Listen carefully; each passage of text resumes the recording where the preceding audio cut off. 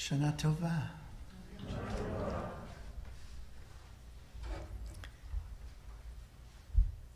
One of the great privileges that I have as rabbi of this community is to have your attention.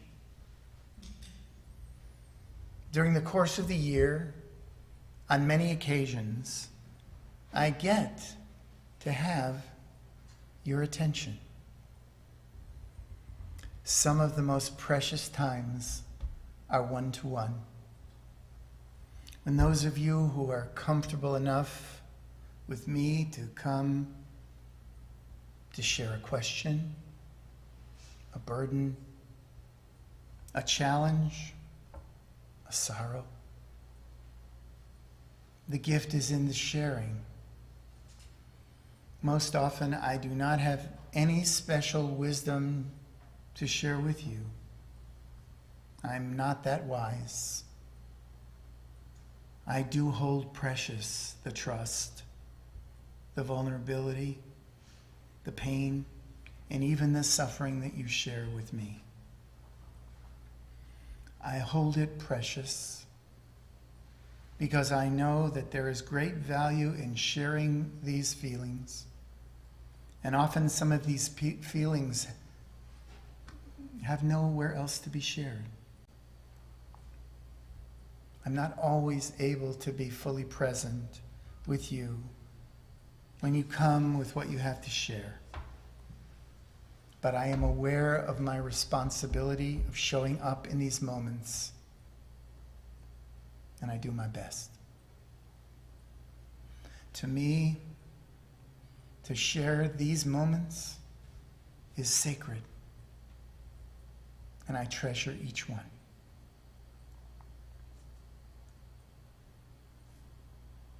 There are times when I get to facilitate the sacred for special moments in the lives of the people of this community. Baby namings, b'nai mitzvah, weddings, funerals, and memorial services. I love this work. To share in and co-create sacred moments is the greatest gift of this work for me. And then there are moments like this, when I have the attention of a good part of the community altogether. Every year as I prepare for these high holy days, I ask myself, what do I think the community needs to hear? And what do I have to share? What did I learn that I feel is worth sharing with you during this precious time? Like so many rabbis around the country, this has been one of the most difficult years to contemplate these questions. I think that one of the most important questions of this moment is, what have we learned? What are we learning from this pandemic?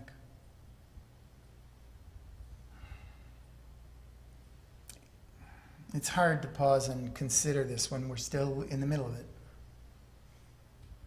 But I encourage you to spend some time thinking about it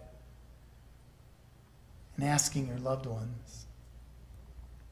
This is how we can stay connected to meaning in a time of so much stress and anxiety.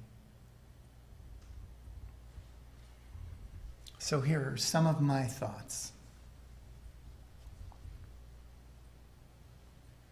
What I've learned is how much we need one another.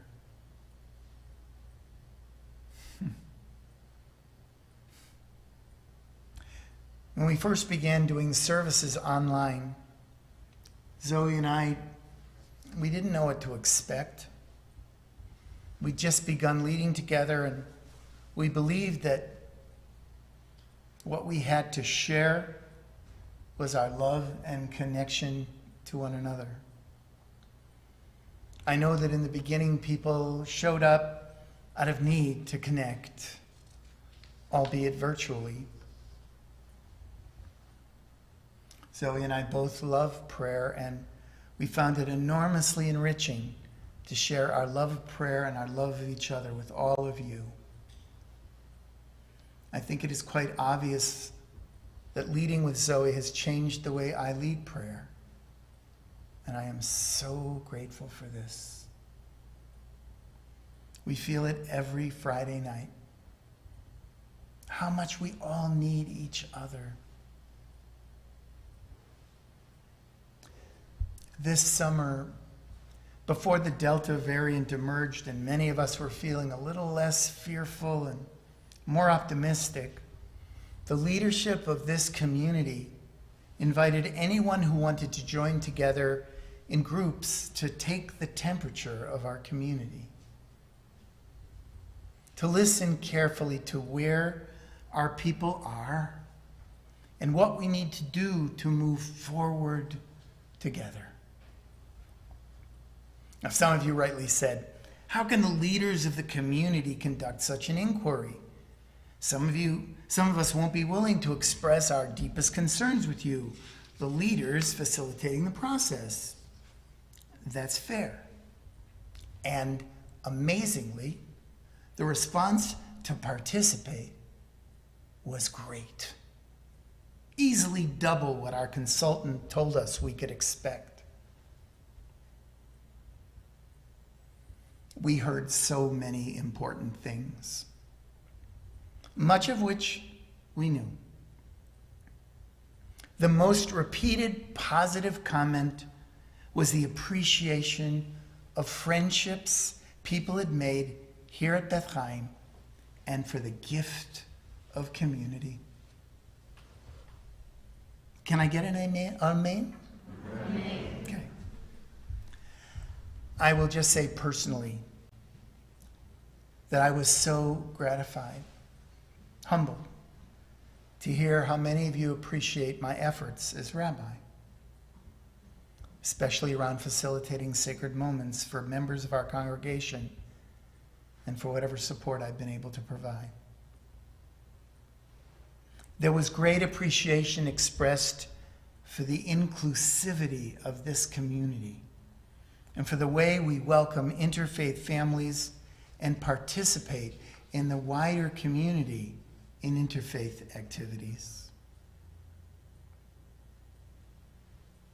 The other significant positives were the Beit Midrash, our school, and our amazing new principal, Shelby Mayer Margolin, and of course, our brotherhood and our sisterhood. And we heard the issues people had with the community. It was challenging to hear that a good number of you said that my teachings were not balanced and contained a one-sided message and that we needed more perspectives. I believe this relates to my politics. And please don't think that I did not take this seriously. Criticisms of me included that the services were too long and not compelling enough, and just as many folks said that they appreciated the shorter stream services this past year and a half. Those might be the same folks who said that the services before COVID were too long, but some of you rightfully were concerned about a rabbinic succession plan, and some of you just plain wanted a new rabbi. The board heard all of this and is paying attention, as am I. What was fascinating was the number one thing that appeared on the wish list. Think for a second about what that might be for you. Okay, you want to hear what it was? Okay. Make more special interest groups for programs. Number one.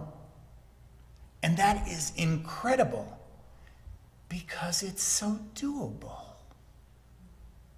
All we need is for you to step forward and say what it is you want, and it will be offered. Of course, then enough people have to say, yes, I want this too.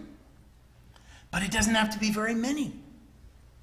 We are small enough that if 4 or 5 people want to do something, we can offer our support to make it happen. Administrative support, space, publicity, you name it. All we need to know is where your passion and interests lie, and we can bring it to the entire community. That is why we are here. And the next biggest thing on the wish list, and another thing that was concerning people, a significant thing that was concerning people, was our financial struggle and stability. And the real question is, how can we mobilize the energy of this community to help us find this stability?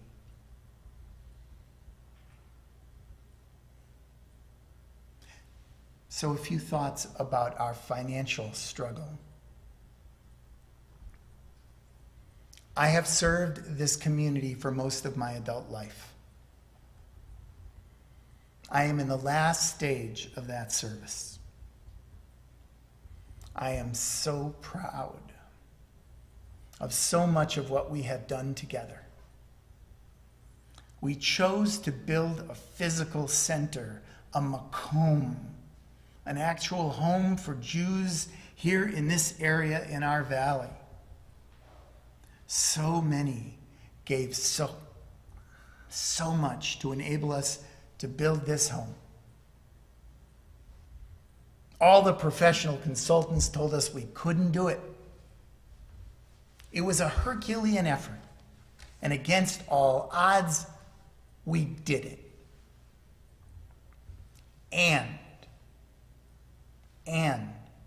in building this home, which we love so much, we assumed a financial debt that has been a tremendous burden to us for the past 14 years. Let's be frank. We live in a community that is blessed with great financial resources. I consider it my greatest failing as a rabbi of this community that we have not been able to convince our members that this community is worth investing in order to relieve our debt.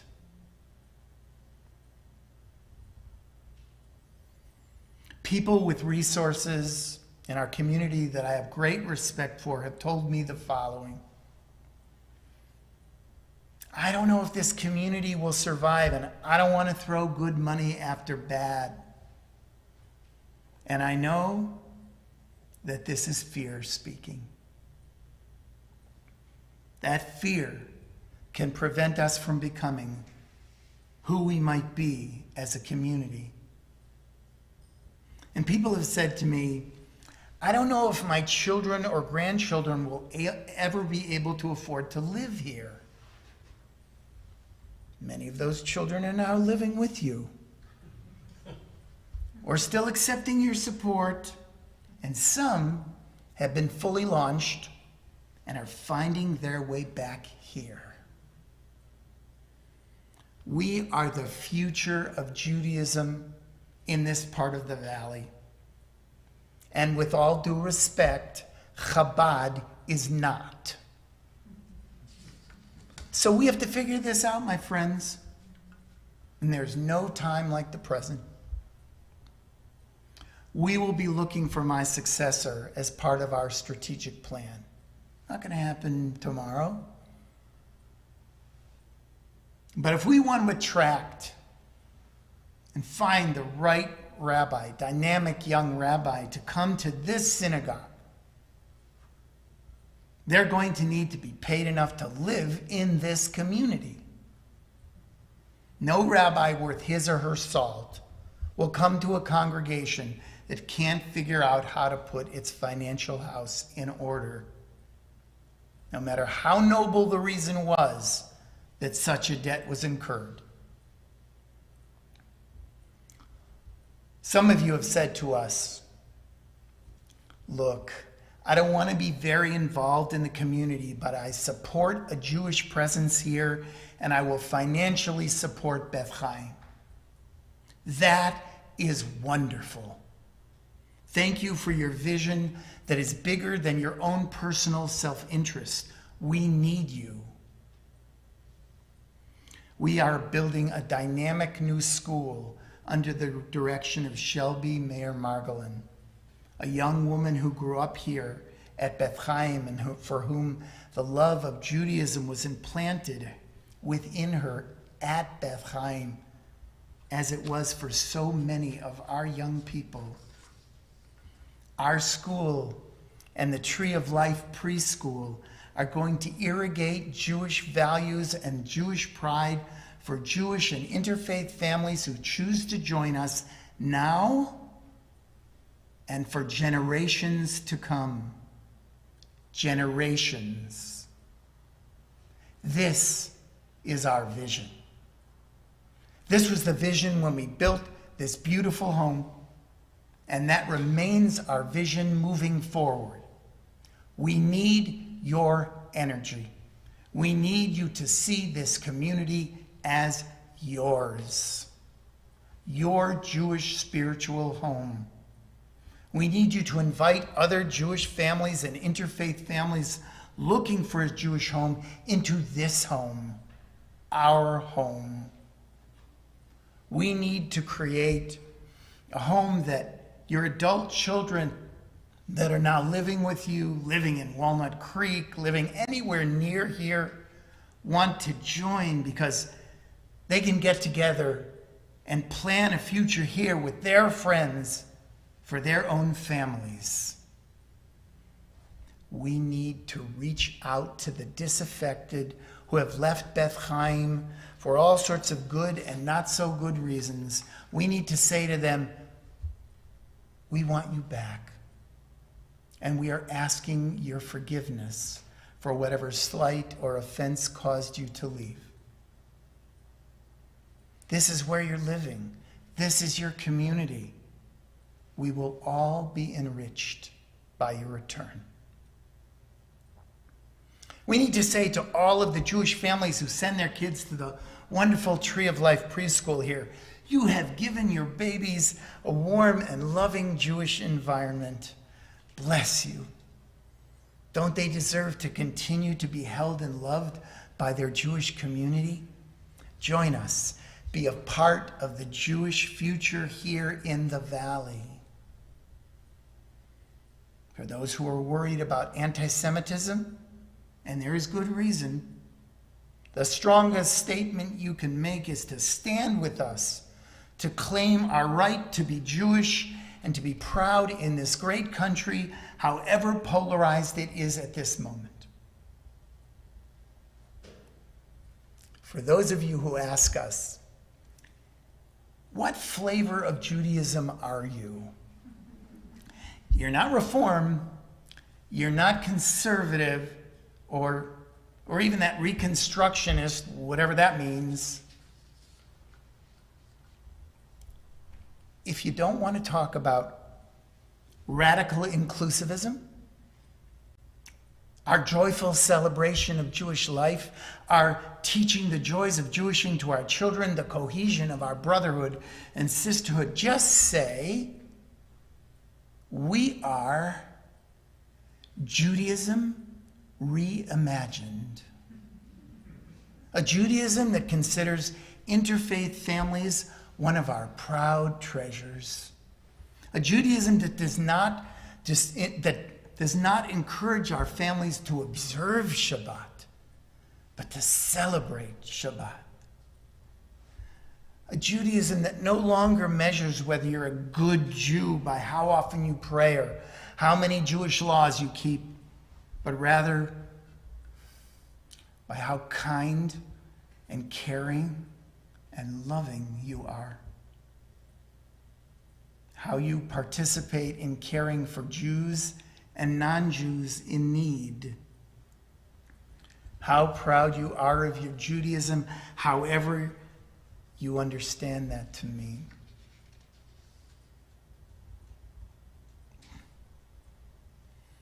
Before we go out to invigorate our community in all of these ways, we need to do some deep thinking about this, what this community means to us. Ask yourself, in what ways does this community enrich your life, the life of your family, and we together can be that Judaism reimagined. Ken Yehi Ratzon, so may it be. Amen.